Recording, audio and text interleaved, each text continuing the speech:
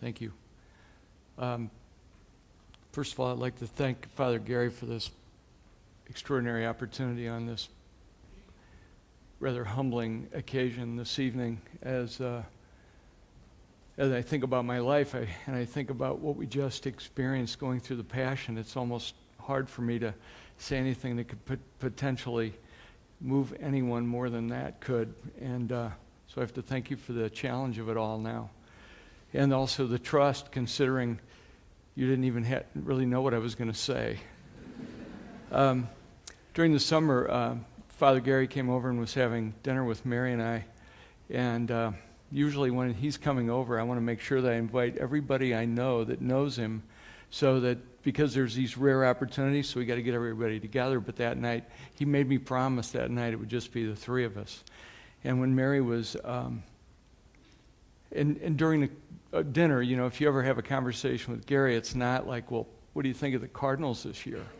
You know, it's something more along the lines of when Mary was cleaning up dishes and we were just having a drink on the patio. He said, "So Mike, how do you do it?" I said, what do you mean? He said, you know, like, how do you keep the attitude that you have under the circumstances of your life?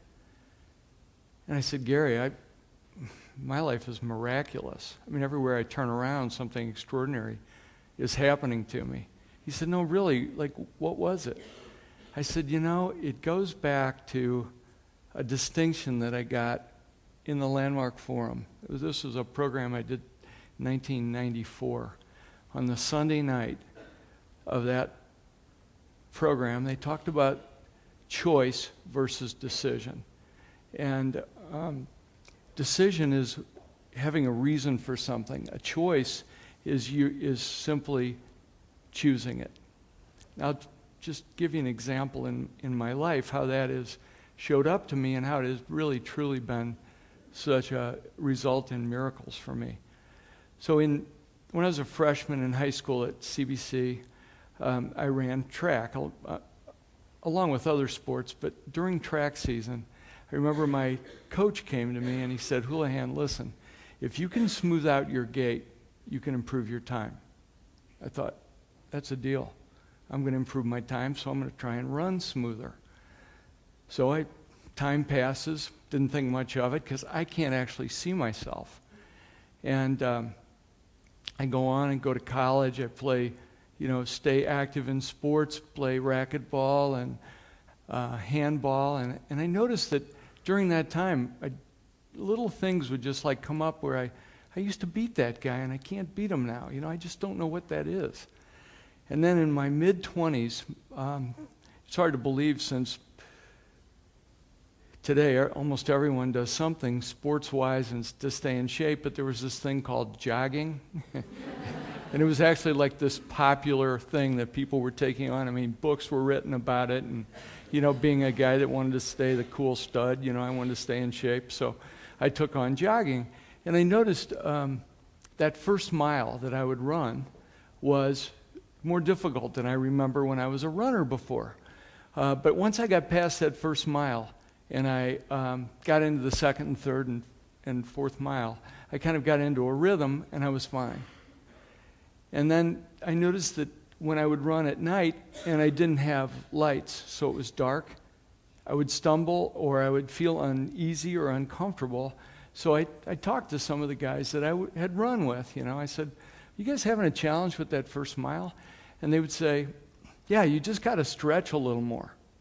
So I would spend, instead of 5-minute stretch, I would spend 20 minutes stretching, and it didn't make a difference.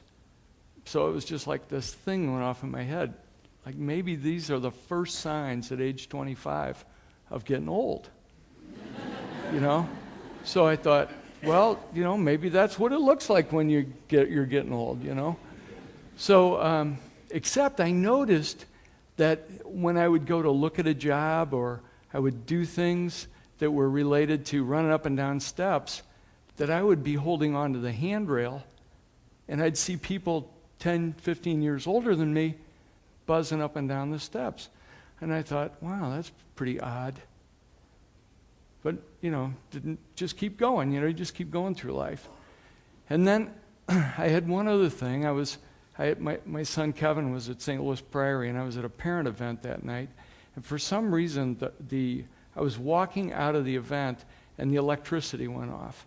So I was in total darkness, and I lost my balance.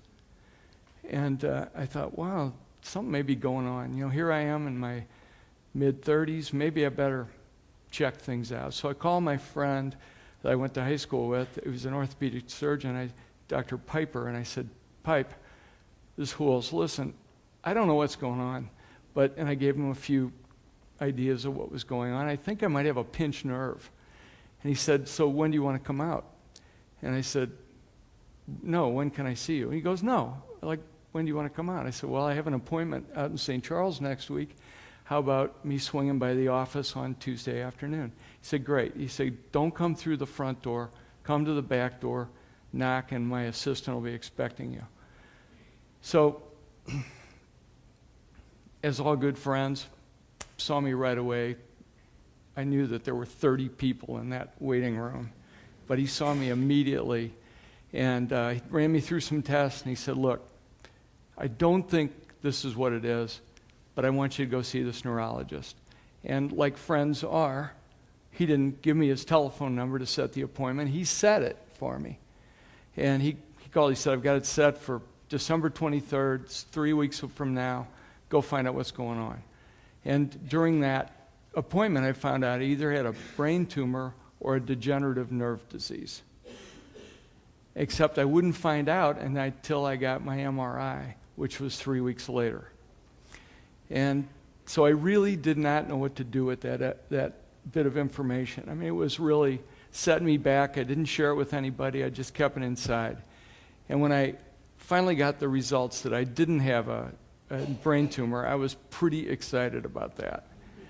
And the doctor said, I want you to go and get another appointment. I like to get, it's always good to get two positions on this. So I went through another set of MRIs, and that doctor said, I'll tell you what you don't have. You don't have MS, and you don't have ALS, which I was pretty happy about, the ALS part. He said, it falls in the category of primary lateral sclerosis, but I don't know exactly, right now it's hard to tell really what it is. And being the smart aleck that I am, I said, so doc, does this mean I'm not going to be on the downhill ski team this year? And he says, absolutely not. I said, doc, I'm just kidding, because at that moment, I made this decision. He doesn't know it, but I'm going to have a miracle, and I'm going to beat this thing, and I will be the guy that will tell the doctors how to beat these diseases. I mean, that was how, kind of like the attitude that I was taking. So, and he also said, by the way, rest, don't work too hard, and don't go see a chiropractor. So the first thing I did was set up an appointment with a chiropractor. And from that point on, I was a target for every potent, every supplement, every kind of thing that anyone heard about that had anything to do with healing. I went to a healer in San Francisco, a chiropractor in LA. I went to yoga workshops. I went to just about everything I could possibly think of because I was going to be that one guy that beat it, So fast forward to 1994, I did this course where I got the distinction between choice and decision. And I thought, why would anyone choose this? It was almost like, why would Jesus Christ, like you take away the fact that he was the Son of God, and if you said, listen, you're going to have a tough life and you're going to wind up dying on a cross, that would not be a choice that I would make. And yet, here we are still today, 2,000 years later, living in his shadow. And so it was between 1996 and 1998. I was in Houston, Texas, and I was building an expansion to the Anheuser-Busch brewery. And I was doing a course called Self-Expression and Leadership, and a woman by the name of, and so I was living a bachelor at that time. My kids were in college. I had this cute little one-bedroom apartment by Rice University, which is also the reason that I wound up coming to the Catholic Student Center, because I met a Washington University graduate down there that said, if you like the Catholic Student Center here, you will love Washington University. So that was another little miracle in my life. But Carla said to me, Mike, you haven't chosen your life. If you chose your life, you would be the CEO of your life. She said, on your job, how many guys are you working on this particular job? I said, on and off, anywhere between 60 and 90 guys. And she said, do you do anything? Like weld or pour concrete or anything like that? I said, of course not. She said, well, do you run the job? I said, yeah, I do. She said, wow, like you could actually do things differently. Because at that time, as a farm boy, it was virtuous to do everything. So I would, on Mondays, I remembered I would do my laundry. So I had this laundry sack that I would carry. I'd tie it in a knot, and I was walking with ski poles at that time. So I'd tie it, hold it with my mouth, and I'd walk across the complex to the laundromat on the complex, and I'd do my laundry and walk back. And Carla said, why are you doing that? I said, well, it's the best way to get it done. She said, well, how do you do your groceries? I said, I go to get groceries. I put my ski poles in the basket. I go around. She said, isn't it tiring? I said, yeah, it is. She said, have you ever heard of Peapod? I said, oh, you mean like through the internet so you can have them delivered? I said, yeah. So from that point on, I got the idea that I could have an extraordinary life by being all that I could be and allowing other people to contribute. So when I went to the laundry, they started coming out and getting my laundry. And then when I came pulled up, they would bring it out to me. I found a school teacher that wanted to get some extra money, so she cleaned my apartment, and she did my laundry every week for me. And I became a free man. And I became powerful in spite of the fact that I didn't walk as well as I used to walk, because I couldn't do those kinds of things. And ironically enough, out of that power, I got to marry an extremely extraordinary woman who wasn't looking at me because I was a guy in a wheelchair, or potentially in a wheelchair, or a guy who felt sorry for myself, or someone that couldn't do what I couldn't do. I actually found a woman that saw a man of strength in a very interesting way. And so when Mary and I got married, I said, now listen, hon, so we can do things. We're trying to figure out how we're working together on this now. So right now, Martha cleans the house, and she does the laundry. And I've got, Houlihan Land Concepts to cut the grass.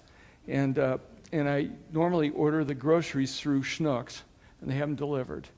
And if you want to change, and I've got a laundry up on Delmar now that'll come out and bring it back and forth to me. If you want to change any of that, it's fine with me. She goes, oh, no, I think it's just fine.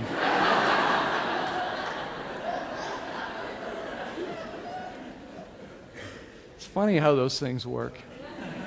And so in 2001, I was doing another course. And still, I had this thing where maybe there's something else that I should do to actually be healed. And in 2001, Mary and I took on, out of a course called Wisdom, we took on healing as possibility. And so we shared with people about what we were up to. My friend Dick Arnoldy, Dick and Nancy, we were having brunch with them at the Missouri History Museum, and Dick said, Houls, absolutely, you need to go to Lourdes. I said, okay. I'm up for anything, And also during that year, I did get a diagnosis for my disease when I went to Mayo Clinic. But when we went to Lourdes, I'll never forget this, how we set it up. And by the way, by the time we set it, and by the time we went to Lourdes, we had 9/11. And Nancy called and said, Mike, I have children in college. I just can't go. If something would happen on that plane, I could never forgive myself. I said, absolutely, Nan. So Mary and I went, and when we got to Lourdes, it was late in the afternoon, and we knew that there was going to be a mass, and then we went to the grotto to see it. And on the way over, on the plane, I was praying that I would be one of the guys that would leave my wheelchair and leave my canes behind. And the anticipation, I had more people praying for me than I think probably the Pope. But it was just such an exciting level of anticipation of what would potentially happen from that. I thought, wouldn't it really be cool to have that happen? I thought that was going to be the miracle. And so the next day we went to early Mass, and it was Mass in English, so that was kind of nice. And we went to the baths, and while I was waiting in line to go in the baths, they were singing Immaculate Mary, which was one of my mom's favorite songs in English. And so we got in, and I don't know why I wasn't thinking this, but that spring water is cold. And it is cold in October, particularly. And so I'm getting ready to go in, and I'm thinking, I'm getting this over with, and I've got a Frenchman on my left and an Italian on my right. And they go, whoa, whoa, whoa, whoa, we must pray. I go, all right, let's go, Let's get this over with here, And so I couldn't understand because it was in French and Italian, but I did hear Blessed, Maria and Saint Bernadette. So I knew that I was in the right place. And so in coming out and getting dressed, a nice young man from Hawaii who was a student from the University of Hawaii was there, and he helped me get dressed and went out. And while I was waiting for Mary, I just bowed my head. I was by the stream, and if anyone's ever been to Lourdes, it's just gorgeous. It's worth the trip. I bowed my head and I said, Lord, I'd like a sign. I'd like to know that this is how you want me to live my life. I'm okay with it, but I'd like to know. And so here I just looked down the stream, and I was just kind of waiting for Mary, and I looked up in the mountains, and right there, and I have a photograph of it, it was a rainbow. And right then Mary came up, and I said, Mary, I just asked for a sign, and I saw this rainbow. And when we went to have our photograph taken with the rainbow in the background, it was gone. And so I thought, wow, that's pretty cool. And then at night, every evening, there is a procession for the healing.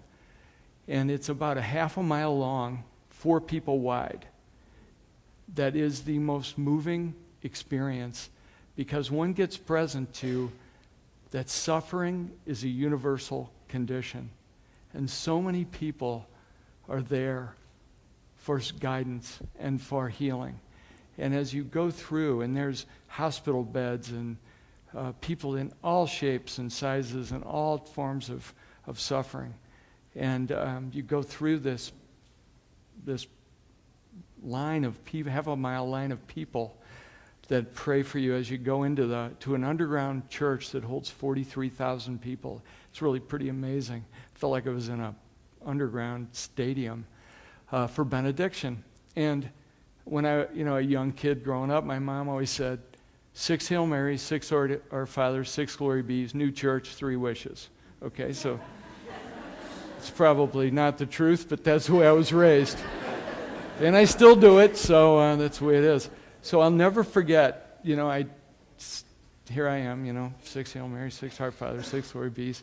And I said, my first thing is, Lord, I'd like to be healed. And it was like a voice. I didn't even get to the second one. He said, you're healed. You are healed. And the thing that was so freeing is that was the miracle. It was really a miracle. My miracle from my human condition was not to be in a wheelchair. But the miracle that was given to me while I was there was that I'm healed. Now what has come from all that is I don't have to do any more. I don't have to be somebody else. I can be me just the way I am living life fully just the way I am. And what's really been pretty great about all of that is just recently, in our travels, I have had experiences in other cities where a guy in a wheelchair being treated actually better than I was treated in my own hometown caused me to start a program with Kitty Ratcliffe, who's president of the convention center, called CARE, Courtesy and Respect Extraordinaire. And by the All-Star game this year, 1,000 people will have been trained in the new Courtesy and Respect program developed here in St. Louis. And someday, my wish is that St. Louis be known as the most courteous and respectful city in the country. So I ask you to be listening for that. So thank you, Gary. I appreciate it.